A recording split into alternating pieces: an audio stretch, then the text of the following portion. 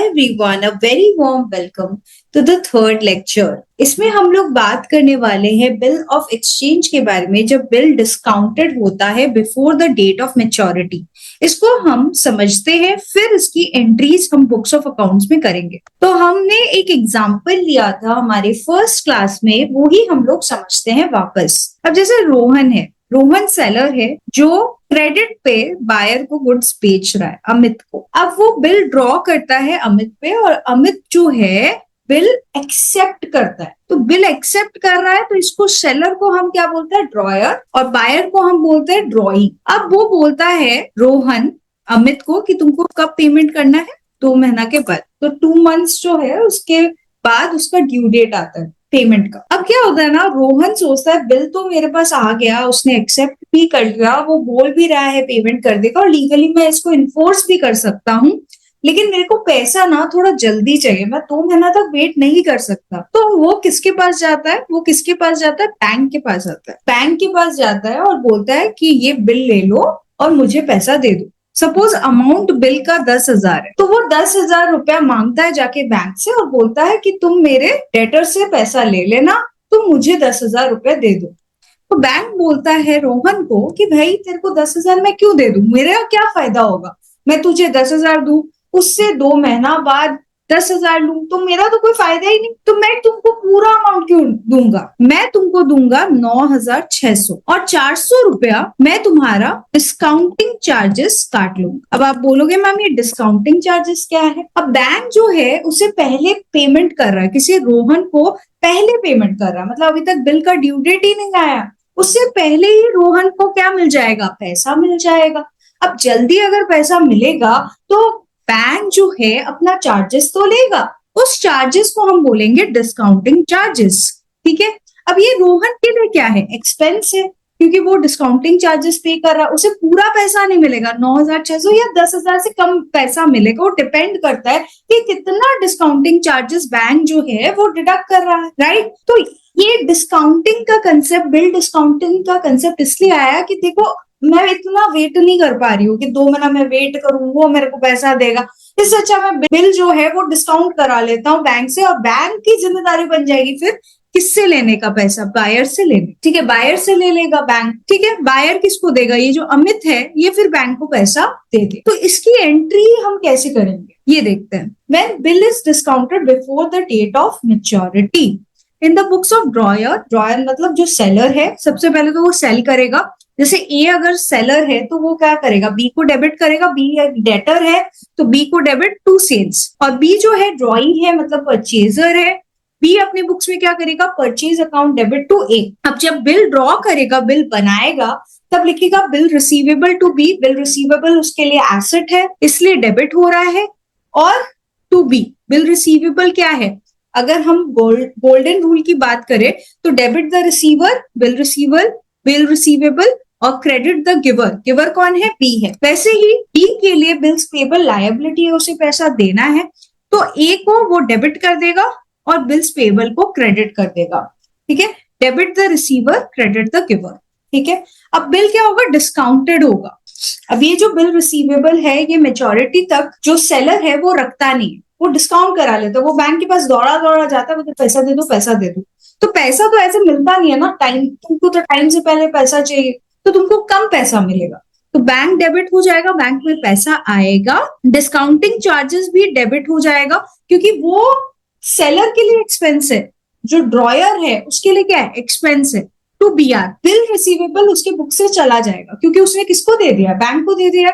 अब बैंक जो है वो किससे कलेक्ट करेगा, बी से कलेक्ट करेगा पैसा, राइट। अब ये तो देखो इसको कोई फर्क नहीं पड़ता है, तुम कहीं भी करो, मेरा तो जब टाइम आएगा तभी मैं पैसा दूंगी, राइट। मुझे क्या फर्क पड़ता है, तुमको जहां से लेना पैसा लो, जो करना है करो, लेकिन मेरा जब टाइम आएगा, जब मैच्योरिटी आएगी तभी मैं पैसा दूंगी, अभी क्यों दूं मैं तुमको पैसा। तो वो नो एंट्री, उसको तो कुछ करना ही नहीं है, क्योंकि वो तो बैंक के पास कौन गया है, उसका जो सेलर है, उसका जो क्रेडिटर है, जो ड्रॉयर है, वो बैंक के पास गया, मुझे क्या करना। अब मैच्योरिटी पे सीन्स बैंक के पास बीआर जा चुका है, बिल रिसीवेबल किसके पास है, वो डॉक्यूमेंट किसके पास है, बैंक के पास है। ठीक है, बैंक ने उसे पहले ही पैसा दे दिया, सेलर को पहले ही पैसा दे दिया ड्रॉयर को।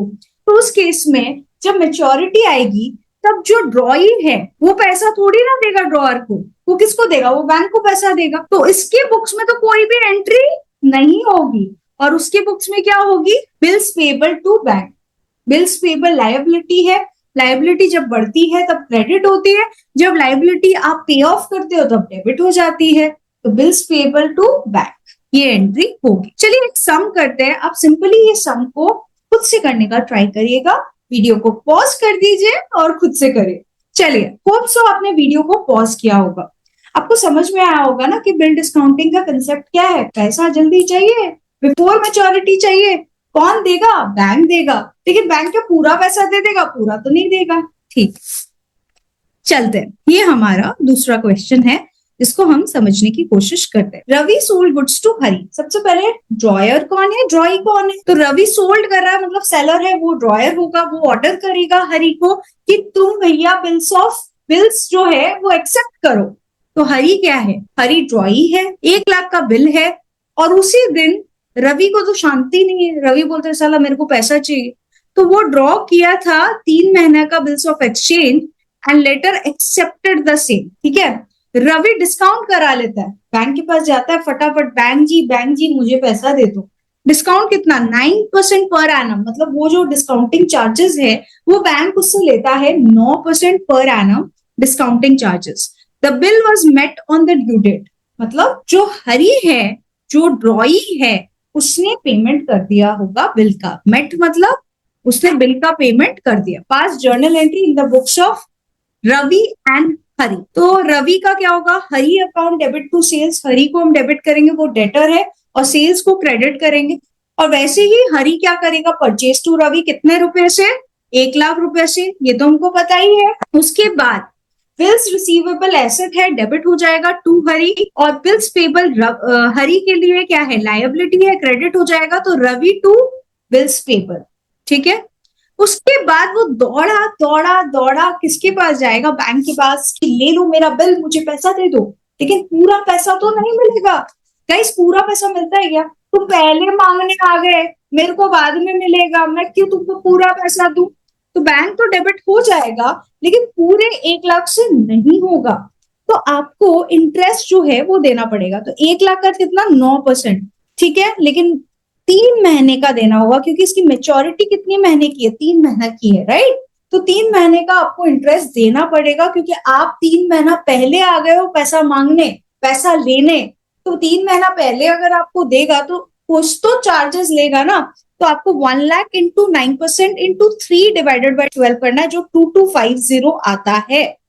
To bill receivable, bill book से गया, पैसा बुक में आया। अब इसको क्या मतलब है, तुम्हारे कुछ भी करो तुम बिल से, मेरा तो मैच्योरिटी डेट आया नहीं, मैं क्या करूं भैया, तुमको जो करना है करो।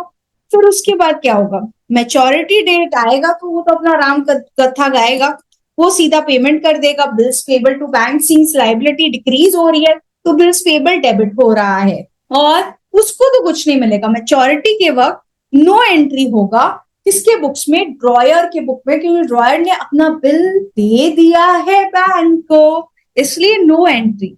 आई थिंक ये क्लियर है कि कैसे हम लोग करेंगे। तो ऐसे हम लोग जो है एंट्री करने वाले हैं। Thank you so much everyone, video अच्छा लगा होगा तो लाइक शेयर सब्सक्राइब करना मत भूलिए। Thank you so much.